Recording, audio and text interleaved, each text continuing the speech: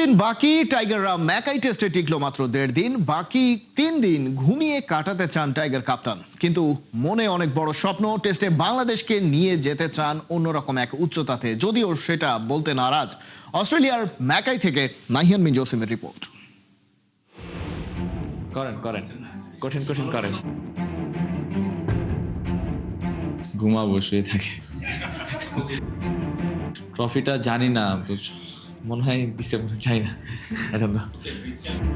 5 দিনের টেস্ট ম্যাচটা মাত্র 1.5 দিনের একটু বেশি সময় পর শেষ হয়েছে, অর্থাৎ 2 দিনের কম সময়ে।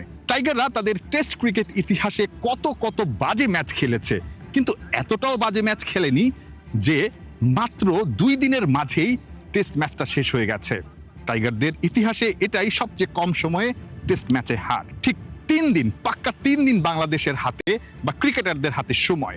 আপাতত আগামী 3 দিন এই ম্যাকাইতেই অবস্থান করতে হবে, টিম হোটেলে বা ঘোরাঘুরি করেই সময়টা কাটাতে হবে, কারণ এর মাঝে আসলে ফ্লাইটের অনেক ব্যাপার স্যাপার আছে, চাইলেও দেশে ফেরত যাওয়া যাচ্ছে না। ঘুমাবো, শুয়ে থাকে। আপনারা কি ভুলে গেছেন প্রথম টেস্ট?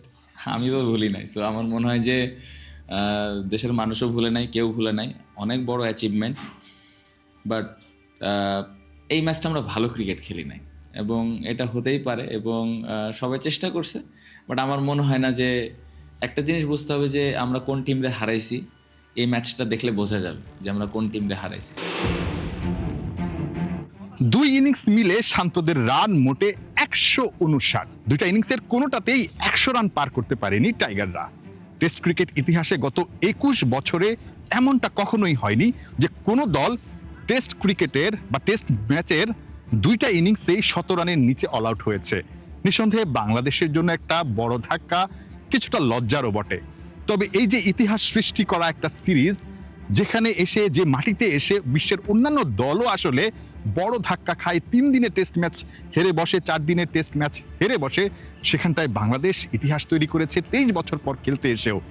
এই জয়টা তো অন্তত ভোলা যায় না। উন্নতির জায়গা আছে, শান্ত সেটা মেনে নিয়েছেন, কিন্তু এই জায়গা থেকে বাংলাদেশ এই আত্মবিশ্বাসটা নিয়ে অনেক দূর যাবে, সেটাই বিশ্বাস করছেন।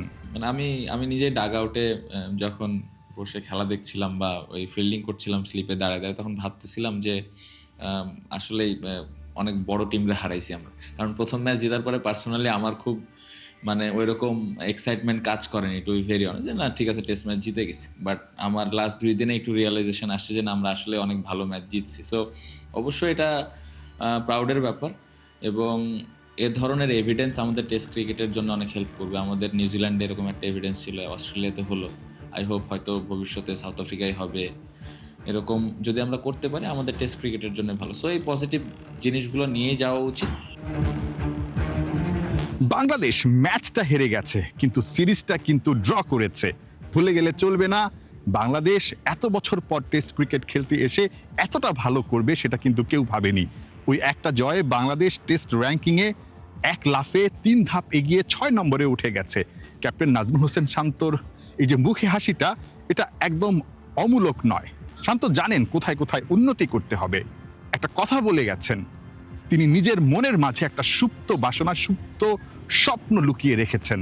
টেস্ট টিম নিয়ে আমার ড্রিমের কথা বললে অনেকের বিশ্বাস হইতে পারে না, বাট এটা খুবই সিক্রেট, এটা আমি বলতে চাই না।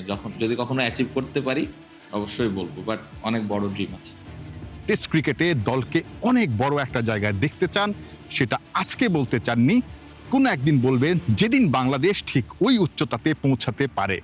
যেভাবে ক্যাপ্টেন শান্ত বাংলাদেশকে লিড দিচ্ছেন, নিঃসন্দেহে এই হারটা বাংলাদেশের জন্য হতাশার না, শিক্ষা হয়ে থাকবে। টেস্ট চ্যাম্পিয়নশিপ, টেস্ট র্যাঙ্কিং, সব জায়গায় একটা সময় বাংলাদেশ অনেক বড় উচ্চতায় পৌঁছে যাবে। শান্ত সেই ইঙ্গিতটাই দিয়ে গেছেন ম্যাকাইতে শেষ দিনে অস্ট্রেলিয়া সফরের।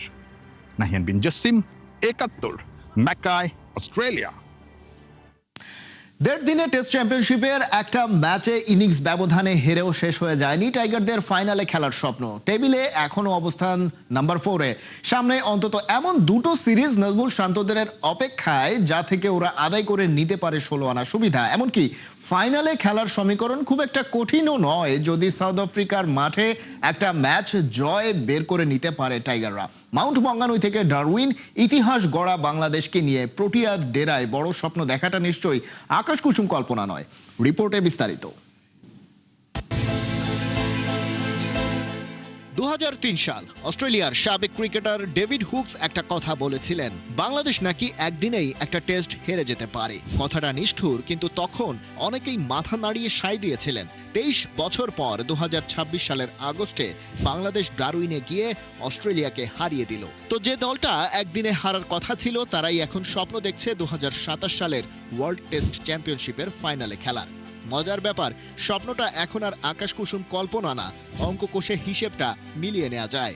চলুন সেই অঙ্কটাই একটু করা যাক। 6টা ম্যাচ খেলে 3 জয় 2 হার 1 ড্র, পয়েন্ট 40। পিসিটি মানে পার্সেন্টেজ অফ পয়েন্টস 55.56।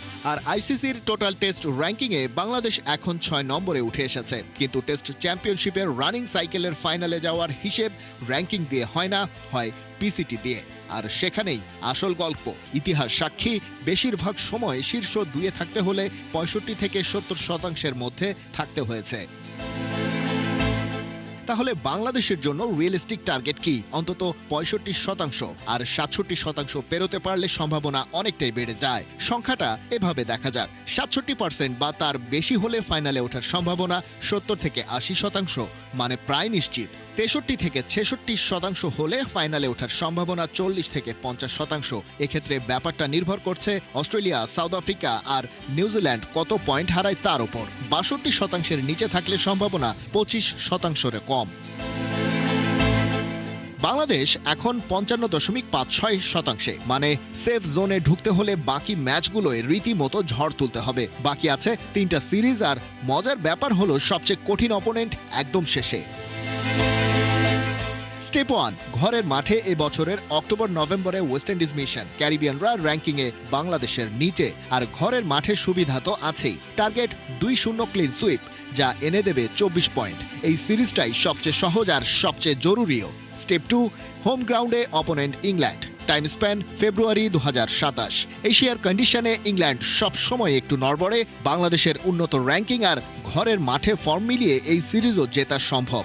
টার্গেট 2-0 অথবা অন্তত 1 জয় আর 1 ড্র, যাতে আসবে 16 থেকে 24 পয়েন্ট। স্টেপ 3, সাউথ আফ্রিকায় test series, the ultimate game time. প্রোটিয়ারা এখন বিশ্বের 2 নম্বর দল আর নিজেদের মাঠে ভয়ঙ্কর। এখানে রিয়েলিস্টিক টার্গেট অন্তত একটা ড্র বের করে আনা। পুরো সিরিজ হেরে গেলেও সমস্যা নেই যদি একটা ম্যাচ ড্র করা যায়, আর যদি একটা টেস্ট জিতে যায় সেটা তো বোনাস। তবে তা মাস্ট উইন নয়, সো শান্তদের অতটা প্রেশার নেয়ারও দরকার নেই। যদি বাংলাদেশ 2 হোম সিরিজ জেতে আর দক্ষিণ আফ্রিকায় 2-0-তে হারে, তাহলে পয়েন্ট দাঁড়াবে 88, পিসিটি হবে 61.11। সংখ্যাটা মন্দ না, কিন্তু গত 2 ফাইনালিস্টের 67%-এর ধারে কাছেও না। তাই টাইগারদের করতে হবে আরেকটু ভালো। 2 হোম সিরিজ সুইপ করে সাউথ আফ্রিকায় অন্তত একটা ড্র বের করলে পয়েন্ট হবে 92, পিসিটি দাঁড়াবে 63.89। আর সবচেয়ে ভালো হয় যদি 2 হোম সিরিজে সুইপ প্লাস দক্ষিণ আফ্রিকায় একটা টেস্ট জয় বা 2টো ড্র, তাহলে পিসিটি দাঁড়াবে 66 থেকে 68-তে, ঠিক সেই জায়গায় যেখানে গত সাইকেলের ফাইনালিস্টরা ছিল। এই 3 লাইনে পুরো রোডম্যাপ। ওয়েস্ট ইন্ডিজের বিপক্ষে 2টো টেস্টই জিততে হবে, এটা মাস্ট। ইংল্যান্ডের বিপক্ষেও 2টো টেস্টই জিততে হবে, এটাও মাস্ট। আর দক্ষিণ আফ্রিকায় লড়াই করে অন্তত একটা ড্র বা জয় বের করতে হবে। এই 3টা কাজ যদি বাংলাদেশ করতে পারে, তাহলে তাদের পিসিটি ঠাঁই নেবে 67%-এর কাছাকাছি বা তারও ওপরে, মানে ঠিক সেই সংখ্যা জানিয়ে গত 2 বারের ফাইনালিস্টরা ফাইনালে উঠেছিল। খালিদ জামিল, 71। শান্ত লিটনরা দেশে ফিরলে তাদের নিয়ে অ্যাকশনে যাবেন কোয়া প্রেসিডেন্ট মোহাম্মদ মিঠুন। বলছেন বিপিএল না হলে বড় ক্ষতি হবে ক্রিকেটারদের। ওই সময় তামিমের বিসিবির কাছে চান বিকল্প টুর্নামেন্ট। নিজের ক্যারিয়ার নিয়েও সিরিয়াস মিঠুন। দারুণ একটা মৌসুম কাটিয়ে ফিরতে চান জাতীয় দলে। সাইফুল রূপকের রিপোর্ট। এবার বিপিএলই হচ্ছে না। আমরা মাঠে ক্রিকেট চাই, প্লেয়াররা যেন একদম বঞ্চিত না হয়। আপনাকে আবার এই দলে পাঠানো হচ্ছে সাউথ আফ্রিকাতে। কোয়াবের প্রেসিডেন্ট, এটা আমার কিন্তু টেম্পোরারি জব। কামব্যাক করার স্বপ্ন দেখেন কিনা ইন্টারন্যাশনাল ক্রিকেটে? 2টা বছরও আমি বাংলাদেশ টিমকে সার্ভিস দিতে পারি। ক্রিকেটারদের স্বার্থ রক্ষার সংগঠন কোয়াব গত বিপিএলে একদিন বন্ধও ছিল। কোয়াব একটা ইনিশিয়েটিভ নিয়েছিল সাবেক এক পরিচালক বাজে মন্তব্য করায়। এবার বিপিএলই হচ্ছে না, কোয়াবের স্ট্যান্ডটা কোথায়? তো আমাদের মধ্যে অলরেডি আলোচনা শুরু হয়েছে। ন্যাশনাল টিম এখন যেহেতু দেশের বাইরে আছে, তারা এখানে একটা ভাইটাল রোল প্লে করে। তারা আসলে তাদের সঙ্গে বসে আমরা আলোচনা করে আমরা কি করতে পারি, এটা আমরা বিসিবির কাছে বা বিপিএল গভর্নিং কাউন্সিলের কাছে আমরা কি প্রস্তাবনা দিতে পারি, এই বিষয়গুলো নিয়ে আলোচনা করে তারপরে আমরা ডিটেলস জানাতে পারবো। মানে দিন শেষে আপনারা তো মাঠে ক্রিকেটটা চান। অবশ্যই আমরা মাঠে ক্রিকেট চাই। সেক্ষেত্রে আপনাদের আবদারটা কি থাকবে যে ওই ফাঁকা স্লটে ক্রিকেটাররা ওই খেলার মধ্যে থাকা বা অর্থনৈতিক ব্যাপারটা, সেটা রিকভারিটা কিভাবে হতে পারে? প্লেয়াররা যেন একদম বঞ্চিত না হয়, তার অল্টারনেটিভভাবে বিসিবি কি করতে পারে প্লেয়ারদের জন্য বা কতটুকু রিকভার করতে পারে। আমরা বুঝি যে সামগ্রিক যে পরিস্থিতি, এখানে 100% রিকভারি হয়তো বা হবে না, বাট একটা উইন উইন সিচুয়েশনে আমরা যেতে চাই, যেখানে বিসিবিরও ক্ষতি হবে না, অ্যাট দ্য সেম টাইম প্লেয়াররাও যেন উপকৃত হয়। সোশ্যাল প্ল্যাটফর্মে অনেক সমালোচনা বা আলোচনাও হচ্ছে যে কোয়াব প্রেসিডেন্ট মোহাম্মদ মিঠুন এখনও আন্তর্জাতিক ক্রিকেট বা ঘরোয়া ক্রিকেট কোথাও থেকে রিটায়ার করেননি। আপনাকে আবার এই দলে পাঠানো হচ্ছে সাউথ আফ্রিকাতে, ওয়ানডের ক্যাপ্টেন্সিও আপনাকে দেওয়া হতে পারে এমন কথা শোনা যাচ্ছে। আমি যেহেতু প্রফেশনাল ক্রিকেট খেলছি, আমি ক্রিকেট প্লেয়ার, আমার ক্রিকেট ছাড়া আদার্স কোনো প্রফেশন নাই। তো ডেফিনেটলি কোয়াবের প্রেসিডেন্ট এটা আমার কিন্তু টেম্পোরারি জব। এটা আমি একটা ক্রিটিক্যাল সিচুয়েশনে আমি দায়িত্ব নিয়েছি, বাট এটা তো আমার স্থায়ী কোনো জায়গা না।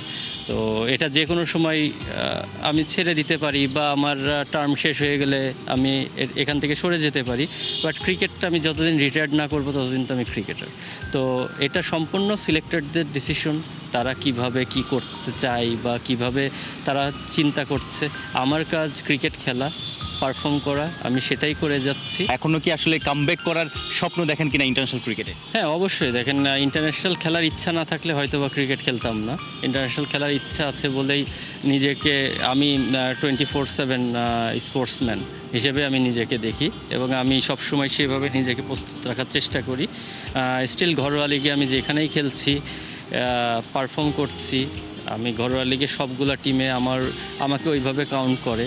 তো এই জিনিসগুলো নিয়েই আমি অনুপ্রেরণা পাই যে আমি যদি একটা খুব ভালো সিজন যাই বা একটা এক্সট্রাঅর্ডিনারি সিজন গেলে ডেফিনেটলি যদি সিলেক্টররা মনে করে যে আমি ইন্টারন্যাশনাল খেলার মতন, ডেফিনেটলি আমার সুযোগ আসতে পারে। কার থেকে অনুপ্রেরণা নিচ্ছেন? অর্থাৎ অনেকেও তো মিড-30তে অনেকেই তো ইন্টারন্যাশনাল ক্রিকেটে কামব্যাক করেছে এবং দেখা গেল শেষের 5-7 বছর অনেকে ডমিনেট করেও খেলেছে, এরকম প্লেয়ারও আছে ইন্টারন্যাশনাল ক্রিকেটে অনেক। ক্যারিয়ারের শেষের দিকটা 2টা বছরও আমি বাংলাদেশ টিমকে কন্টিনিউ সার্ভিস দিতে পারি, তাহলে আমি আমার ক্যারিয়ার শেষে আমি নিজেকে অনেক লাকি মনে করি। সাইফুল রূপক, 71। টপ এন্ড টি-20 টুর্নামেন্টে বিগ ব্যাশের দল হোভার্ট হ্যারিকেন্স একাডেমিকে হারালো বাংলাদেশ এইচপি। সাব্বিরের দুর্দান্ত 50-তে 2 বল হাতে রেখেই 3 উইকেটের জয় পেয়েছে টাইগার বাহিনী। ডারউইনে টস হেরে ব্যাট করে নির্ধারিত 20 ওভারে 7 উইকেটে 153 রান তোলে হোভার্ট। বাংলাদেশের হয়ে স্পিনার মোহাম্মদ রুবেল নেন 3 উইকেট। 154 রানের লক্ষ্য তাড়া করতে নেমে সাব্বির রহমানের 45 বলে 59 রানের দারুণ ইনিংসে জয়ের ভিত গড়ে টাইগাররা। শেষ দিকে আব্দুল গফার সাকলাইনের 13 বলে 19 রানের দৃঢ়তায় 7 উইকেট হারিয়ে লক্ষ্যে পৌঁছে যায় এইচপি। এই জয়ে 2 ম্যাচে 4 পয়েন্ট নিয়ে টেবিলের 2-এ ইরফান শুক্কুরের দল।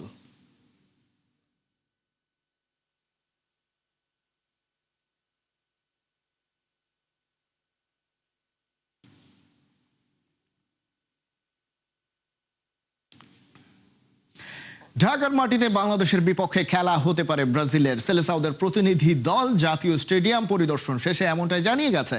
আবার বাংলাদেশের বিপক্ষে যদি নাও খেলা হয়, তবে বাংলাদেশের জাতীয় স্টেডিয়ামে ভিনিসিয়াসরা মুখোমুখি হতে পারে অন্য কোনো প্রতিপক্ষের বিপক্ষে। আর এটাও যদি না হয়, তবে সুযোগ আছে অক্টোবরে ভারতের বিপক্ষে ম্যাচের আগে ঢাকা স্টেডিয়ামে ব্রাজিল দলের একাধিক প্র্যাকটিস সেশন আয়োজনের। বিস্তারিত শেখ আশিকের রিপোর্টে।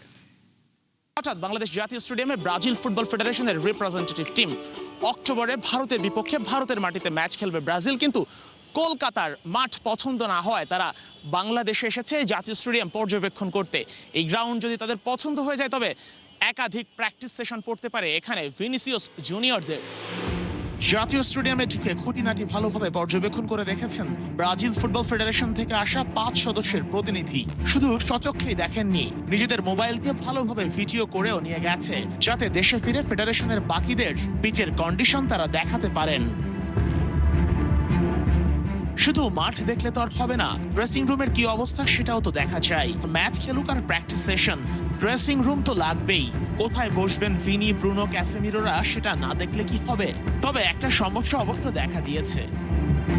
একদিনের সফরে এসেছে ব্রাজিলের প্রতিনিধি দল, কিন্তু যেদিন স্টেডিয়ামে তারা এসেছে তার আগের দিন স্টেডিয়ামের এই ঘাসগুলো কাটা হয়েছে, যে কারণে একটু বোঝাতে তাদের সমস্যা হয়েছে বাফুফের। কিন্তু তারা সবকিছু শোনার পর নিশ্চিত করেছে যে আগামী 2 সপ্তাহের মধ্যে যেহেতু স্টেডিয়ামের সকল কাজ সম্পন্ন হবে, তো ব্যাপারটা তারাও স্বাভাবিকভাবেই নিয়েছে। প্রেস বক্স, গ্যালারি, গ্রাউন্ড সব তো তারা ঘুরে দেখেছে। ফিডব্যাক কি দিয়েছে সেটাও জানতে চাই। পরিদর্শনের পুরোটা সময় তাদের সাথে ছিলেন বাফুফের গ্রাউন্ডস কমিটির চেয়ারম্যান ইকবাল হোসেন। তার কাছেই পাওয়া যাবে সঠিক উত্তর।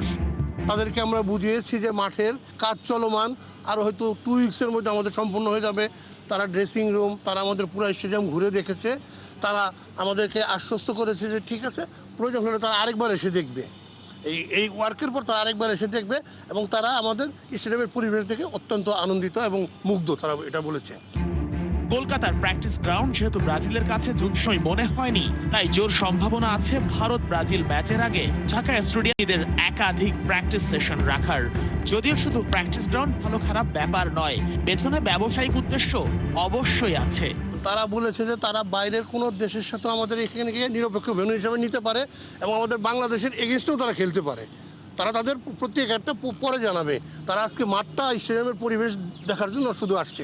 যেহেতু 2011 সালে এই জাতীয় স্টেডিয়ামে মেসি, দি মারিয়া সহ পুরো আর্জেন্টিনা দল খেলে গেছে, তাই ওই ইভেন্টকে ব্যবহার করে ব্রাজিলকেও আনা সম্ভব।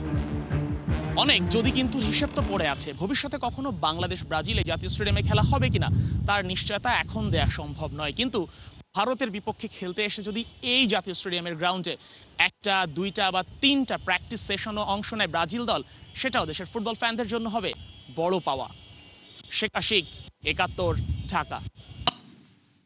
বার্সেলোনার কাছে লা লিগা জেতা নতুন কিছু নয়, কিন্তু টানা 3টি সেটি শেষবার হয়েছিল 15 বছর আগে পেপ গার্দিওলার রাজত্বে।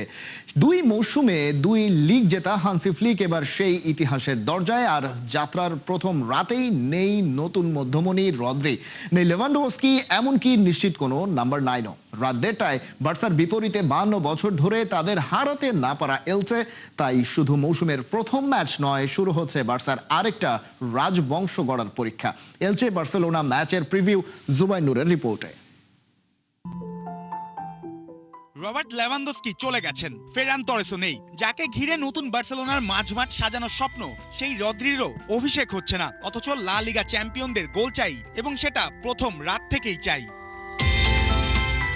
15 বছর আগে পেপ গার্দিওলার বার্সেলোনা টানা 3য় লা লিগা জিতে স্পেনে এক যুগের ছাপ রেখে গিয়েছিলেন। এরপর মেসি, নেইমার, সুয়ারেজ এসেছে, ট্রেবল এসেছে, আরও লিগও এসেছে, কিন্তু টানা 3টি আর আসেনি। 2026-এর এলচেতে তাই বার্সেলোনার প্রথম ম্যাচের 3 পয়েন্টের চেয়েও বড় মূল্য আছে। হ্যান্সি ফ্লিকের সামনে সুযোগ, পেপের সেই পথ ধরে আরেকটি রাজবংশের প্রথম অধ্যায় লেখার। ফ্লিকের বার্সেলোনা 2 বছরে 2 লা লিগা, গত মৌসুমে 31 জয়, 94 পয়েন্ট।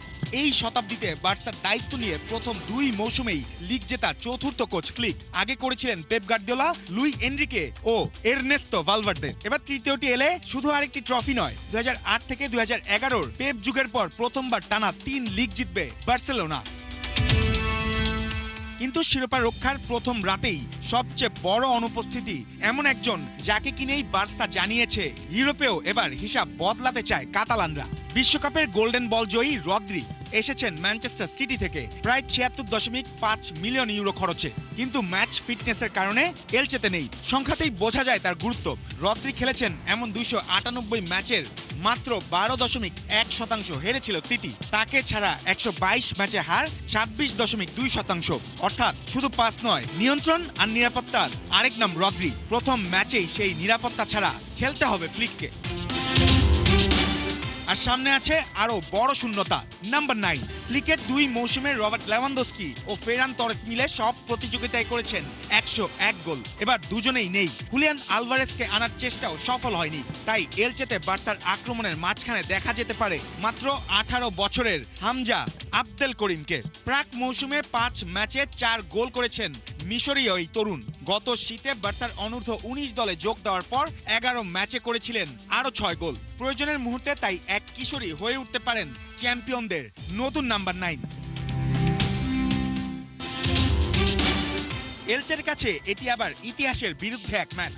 বার্সেলোনাকে তারা শেষ হারিয়েছিল 22 ডিসেম্বর 1974। কেটে গেছে 52 বছর। সর্বশেষ 12 প্রতিযোগিতামূলক সাক্ষাতের সবকটিতেই জিতেছে বার্সা। গত জানুয়ারিতে এই মার্টিনেজ ভ্যালোরতেই 3-1 জয়ের পথে কাতালানরা নিয়েছিল 30টি শট, বল দখল ছিল 61%।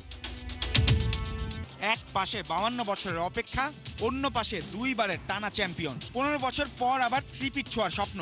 রদ্রি নেই, পুরনো গোল মেশিন নেই, তবু আছে ইয়ামালের বাপা, ফ্লিকের নির্ভীক ফুটবল আর ইতিহাস ছোঁয়ার সুযোগ। এলচেতে তাই বার্সা শুধু নতুন লা লিগা শুরু করবে না, শুরু হবে পরীক্ষা। এই দলটা কি কেবল মুকুট বাঁচাতে এসেছে, নাকি পেপের পর আবার স্পেনে একটি রাজবংশ গড়তে এসেছে? জুবাইর নূর, 71। এই ছিল এখনকার খেলা যোগে। সরাসরি সংবাদ আর অনুষ্ঠান দেখতে চোখ রাখুন 71-এর ফেসবুক পেজে এবং সাবস্ক্রাইব করুন 71-এর ইউটিউব চ্যানেল। 71-এর সাথেই থাকুন।